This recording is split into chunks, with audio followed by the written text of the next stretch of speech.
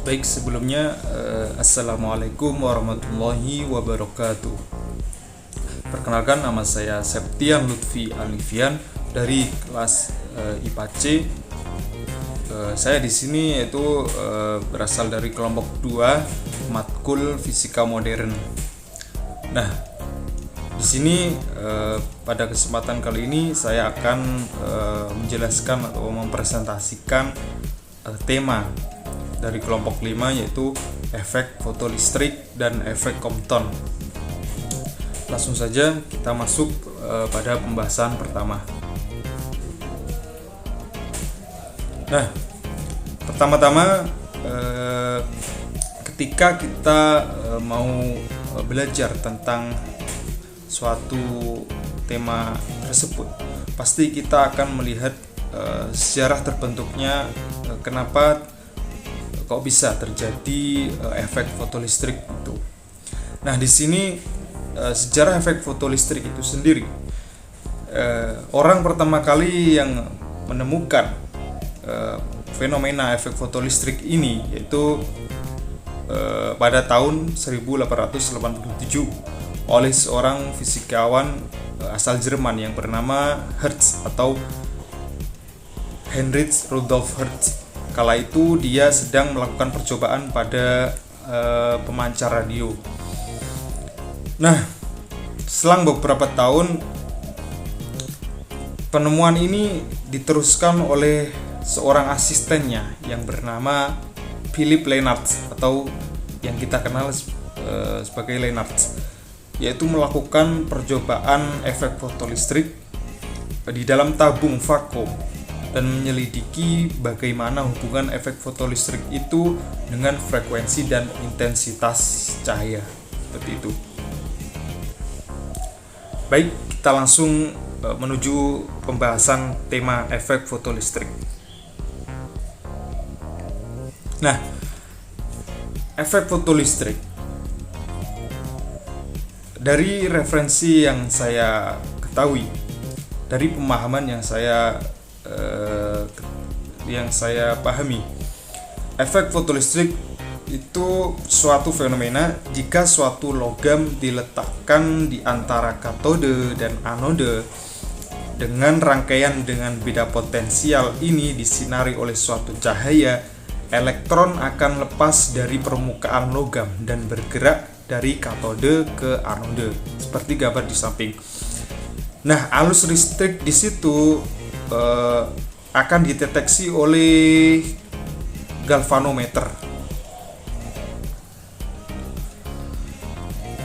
Nah, gejala elektron dari permukaan logam tersebut ketika disinari cahaya dikenal sebagai efek fotolistrik.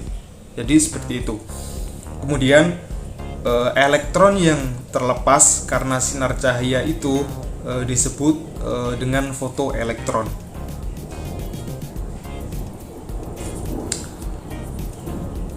Nah, eksperimen ini menunjukkan bahwa elektron terikat pada logam, tetapi dapat lepas ketika mendapatkan energi yang cukup. Namun, fakta yang menarik pada eksperimen ini adalah ketika plat logam disinari oleh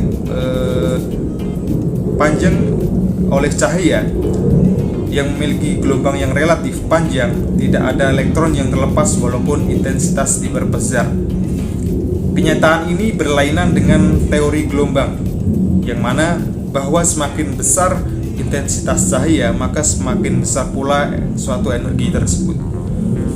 Seperti itu. Nah, untuk menjelaskan fenomena ini,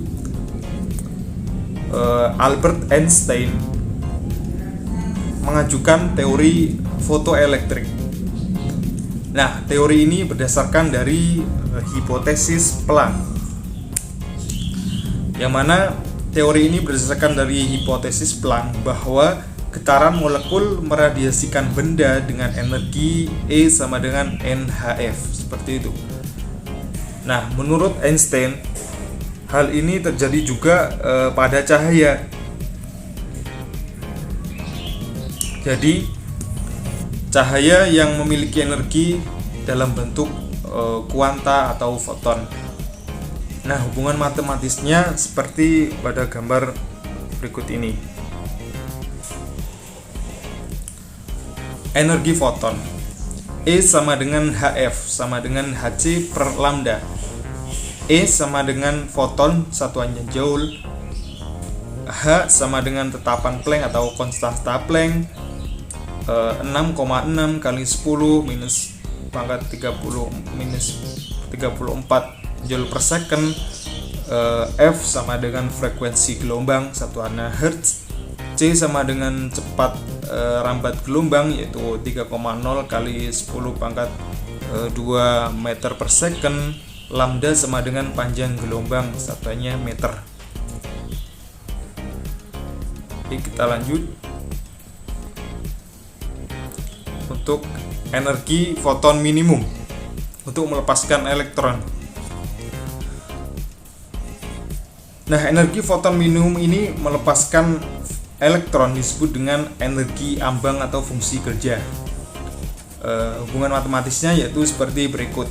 EK max sama dengan HF sama dengan W0 dengan W0 sama dengan HF0. EK max sama dengan HF min F0. Yang mana EK max sama dengan energi kinetik maksimum fotoelektron satuannya joule. F0 sama dengan fungsi kerja atau energi ambang logam satuannya joule. F0 sama dengan frekuensi ambang logam satuannya hertz. Baik, kita beranjak ke tema selanjutnya.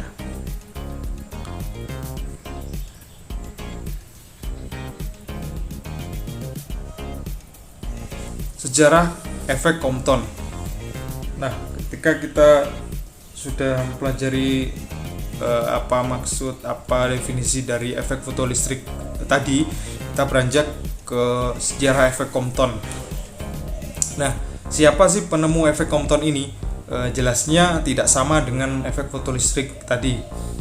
Nah, untuk penemu efek Compton di sini yaitu pada tahun 1920, Arthur Holly Compton atau biasa yang kita kenal dengan sebutan Compton, yaitu mengadakan penelitian tentang hamburan sinar X dari bermacam-macam zat dengan menggunakan spektrometer. Nah, pada tahun 1922 Compton ini membuktikan bahwa sinar X itu mengalami perubahan tertentu ketika mengalami penghamburan. Nah, selain itu, Compton juga membuktikan bahwa sinar X itu dapat merusak bahan dari gelas dan kaca perak. Kemudian pada selang tahun berikutnya, yaitu tahun 1923, Compton itu menerangkan bahwa sinar X itu berdasarkan teori kuantum cahaya yang diberi nama yaitu foton. Seperti itu.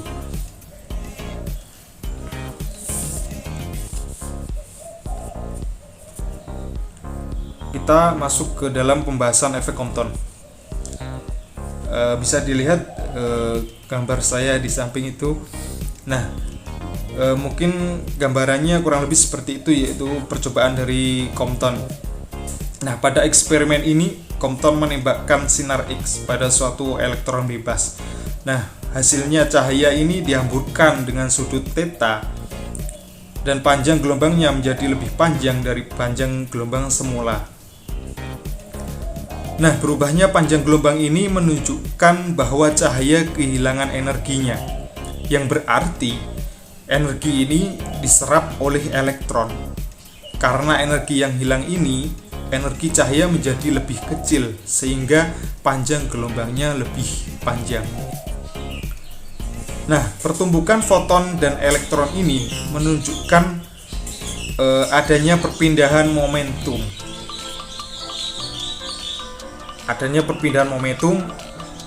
Sehingga di sini kita akan menemukan hukum kekalahan momentum. Berlaku hukum kekalahan momentum seperti itu.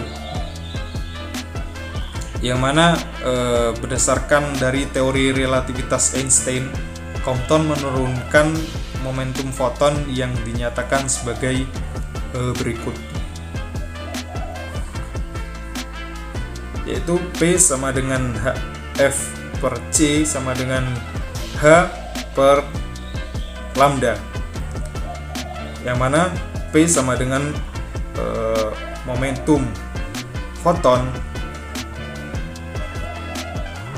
H sama dengan datapan Planck atau konstanta Planck, satuannya Joule per second, F sama dengan frekuensi gelombang elektromagnetik sama dengan frekuensi gelombang elektromagnetik, satuannya Hertz, C sama dengan laju cahaya meter per second, lambda sama dengan panjang gelombang foton, yaitu satuannya meter.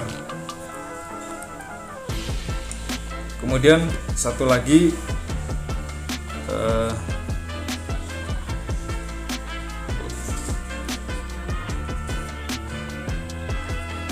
lambda sama dengan lambda aksen minus lambda sama dengan H per M0 C 1 minus cos theta.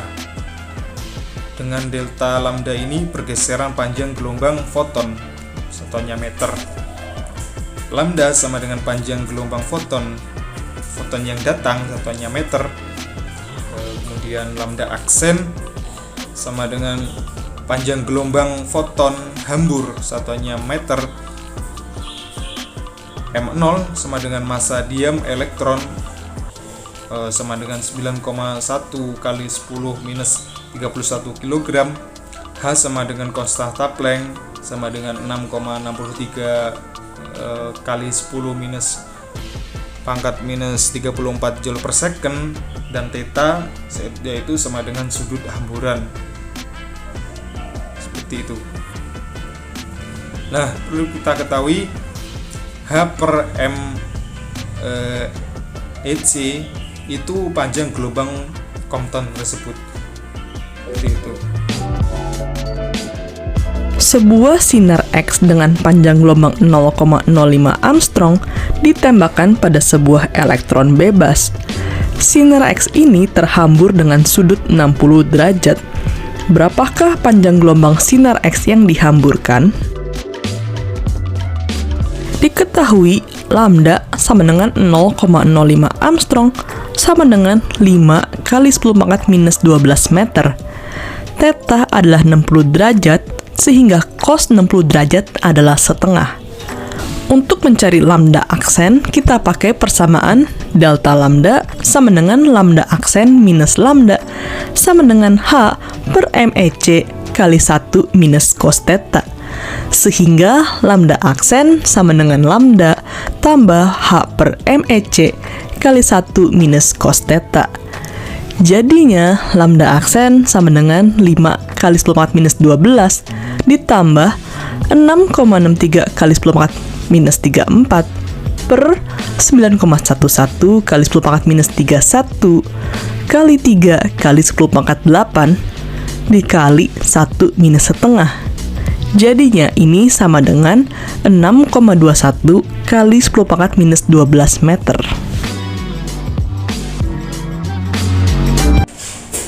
Nah, kurang lebihnya mohon maaf, mungkin kurang lebih seperti itu dari pemahaman saya terkait tema efek fotolistrik dan efek Compton tersebut. Jika ada kesalahan, mohon maaf yang sebesar-besarnya. Saya juga baru belajar memahami dari tema dari fisika modern ini. Ya, memang agak sulit kita memahami dari fisika modern ini. Kurang lebihnya mohon maaf.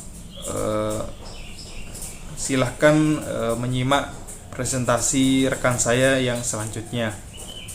Mungkin cukup seperti itu. Terima kasih. Assalamualaikum warahmatullahi wabarakatuh. Assalamualaikum warahmatullahi wabarakatuh. Di sini saya Novita Wijayanti akan menjelaskan tentang efek fotolistrik dan efek Compton. Efek fotolistrik merupakan hasil eksperimen klasik yang menunjukkan sifat kuantitasi cahaya, yang mana terjadi pengeluaran elektron dari suatu permukaan logam ketika dikenai dan menyerap radiasi elektromagnetik yang berada di atas frekuensi Ampere bergantung pada jenis permukaannya. Frekuensi ambang adalah batas frekuensi terkecil dari radiasi elektromagnetik yang menyebabkan elektron terlepas dari logam. Di sini radiasi elektromagnetik yang dimaksud adalah sinyal ultraviolet dan sinyal ultra ungu. Elektron yang dilepas akibat efek fotolistrik dari logam disebut fotoelektron. Contoh efek fotolistrik terdapat pada gambar tersebut. Contoh eksperimen di atas merupakan dilakukan dengan menembakkan cahaya pada sebuah logam F yang terdapat pada gelas tersebut. Terdapat pada sebuah logam lagi, yaitu logam C yang diposisikan sejajar dengan logam F. Logam E. Kedua logam tersebut terhubung di mana terdapat ampermeter untuk membaca aliran elektron dari plat E ke plat C. Saat nilai voltase tinggi, besar arus menunjukkan nilai yang maksimal atau tidak akan berubah. Besarnya cahaya maksimum bisa bertambah atau berubah jika intensitas cahaya ditingkatkan.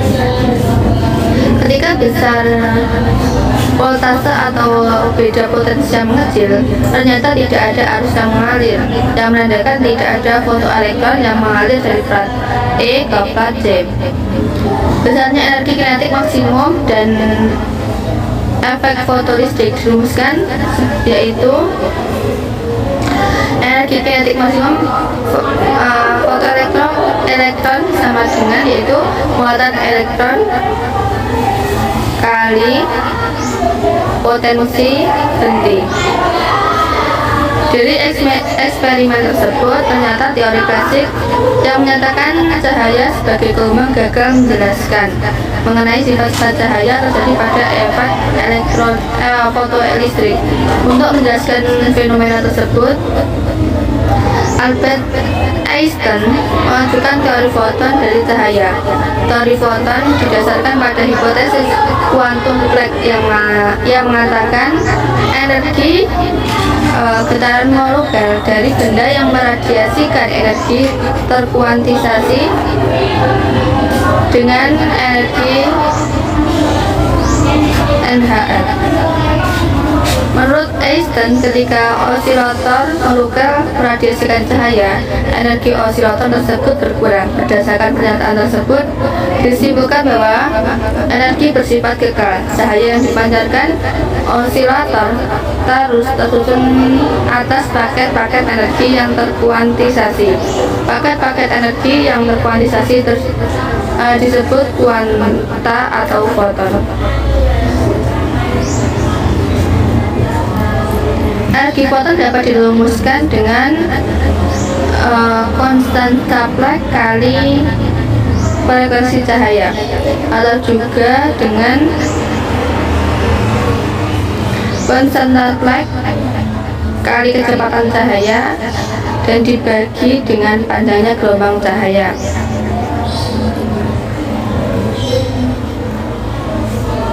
Kemudian saya akan menjelaskan tentang efek foton. Eksperimen lain yang mendukung teori foton adalah hamburan foton. Compton menjatuhkan sinar elektromagnetik pada sebuah elektron bebas. Panjang sinar yang berhambur lebih panjang daripada gelombang semula. Compton menjelaskan hasil eksperimen dengan menganggap sinar elektromagnetik tersebut dengan kumpulan foton-foton dalam sinar tersebut bertumbukan dan berhamburan. Ketika tumbukan terjadi, foton kehilangan sebagian energinya atau diserap elektron, dan hal tersebut mengakibatkan panjang gelombang foton yang berhamburan menjadi lebih besar karena energinya menjadi lebih kecil. Fakta telah terjadi tumbukan antara foton dan elektron, mengharuskan foton memiliki momentum sehingga berlaku hukum kekekalan momentum.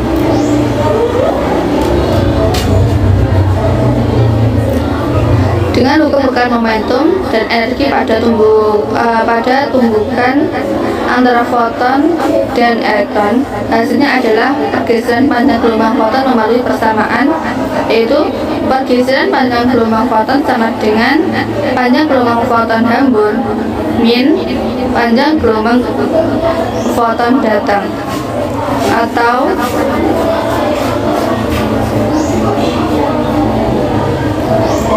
sekian dari saya. Ada kurangnya mohon maaf. Assalamualaikum warahmatullahi wabarakatuh. Oke, assalamualaikum warahmatullahi wabarakatuh.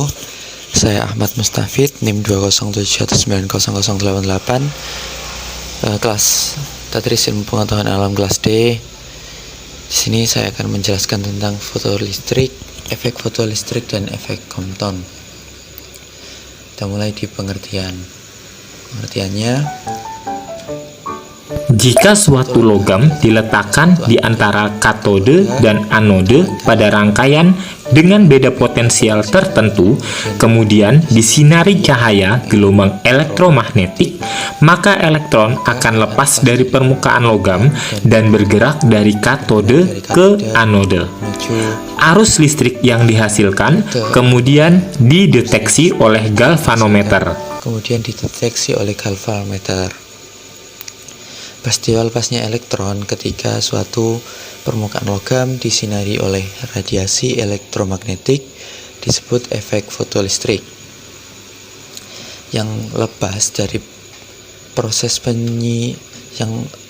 Elektron yang lepas dari proses penyinaran ini disebut fotoelektron. Peristiwa ini menunjukkan bahwa elektron terikat pada logam tetapi dapat lepas jika terdapat energi yang cukup. Namun, fakta yang menarik pada peristiwa ini adalah ketika plat logam disinari dengan cahaya yang memiliki gelombang relatif panjang, maka ada elektron yang lepas walau intensitas diperbesar.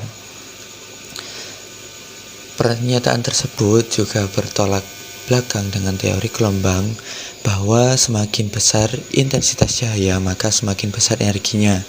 Untuk menjelaskan fenomena ini, Albert Einstein mengajukan teori fotoelektron yang berdasarkan dari hipotesis Planck bahwa getaran molekul meradiasi pada benda dengan energi sebesar E sama dengan N kali H kali F.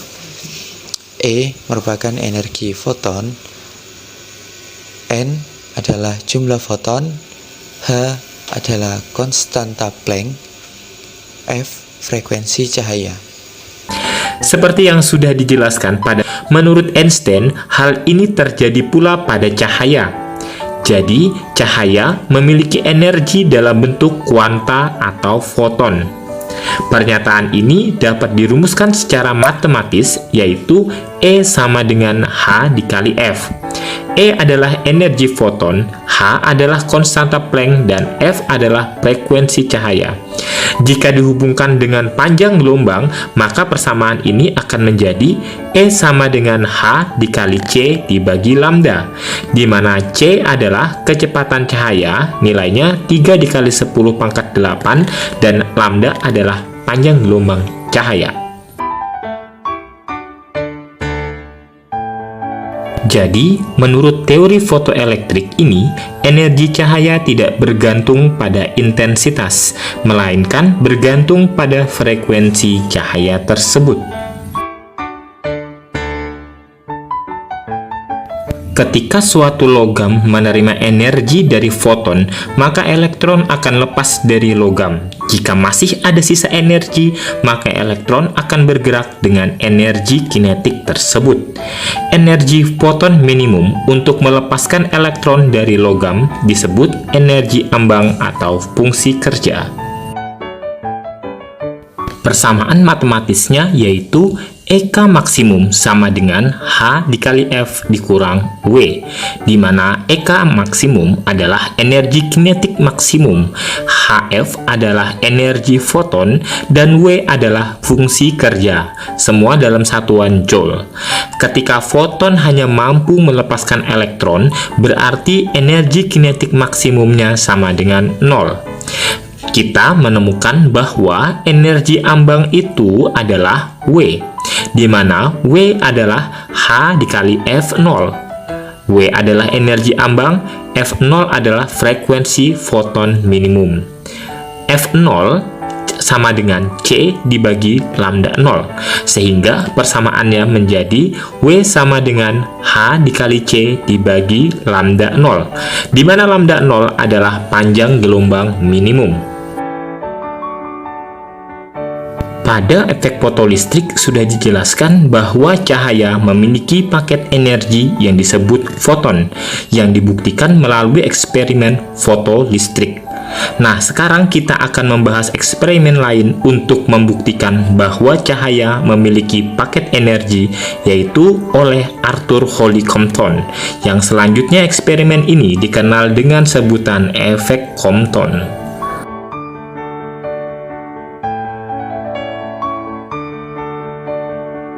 Pada eksperimen ini, Compton menembakkan sinar X pada suatu elektron bebas. Hasilnya, cahaya ini dihamburkan dengan sudut theta dengan panjang gelombang semakin besar daripada panjang gelombang awalnya. Berubahnya panjang gelombang ini menunjukkan bahwa cahaya kehilangan energinya, yang berarti energi ini diserap oleh elektron. Karena energi yang hilang ini, energi cahaya menjadi lebih kecil, sehingga panjang gelombang cahaya menjadi lebih panjang. Tumbukan antara foton dan elektron ini menunjukkan bahwa adanya perpindahan momentum, sehingga berlaku hukum kekekalan momentum. Berdasarkan teori relativitas Einstein, Compton menurunkan momentum foton yang dinyatakan sebagai berikut. P sama dengan H dikali F dibagi C, sama dengan H dibagi lambda. P adalah momentum foton dalam satuan Newton sekon, H adalah konstanta Planck sama dengan 6,63 dikali 10 pangkat minus 34 Joule sekon. Lambda panjang gelombang, C kecepatan cahaya, dan F frekuensi. Dengan menerapkan hukum kekekalan energi dan momentum pada tumbukan ini, Compton menemukan pergeseran panjang gelombang cahaya yang memenuhi persamaan delta lambda sama dengan lambda aksen dikurang lambda sama dengan H dibagi ME dikali C dikali 1 min cos theta. Delta lambda adalah pergeseran panjang gelombang. Lambda aksen adalah panjang gelombang foton hambur. Lambda adalah panjang gelombang awal foton. ME adalah massa elektron sama dengan 9,11 dikali 10 pangkat min 31 kg. Cos theta adalah sudut hambur, dan H per ME dikali C disebut panjang gelombang Compton. Itu tadi adalah presentasi dari kelompok 5, yang mana presentasi dari saya juga mengakhiri presentasi dari kelompok. Maka dari itu, saya mohon pamit, kurang lebihnya saya mohon maaf. Wabillahi taufiq wal hidayah. Wassalamualaikum warahmatullahi wabarakatuh.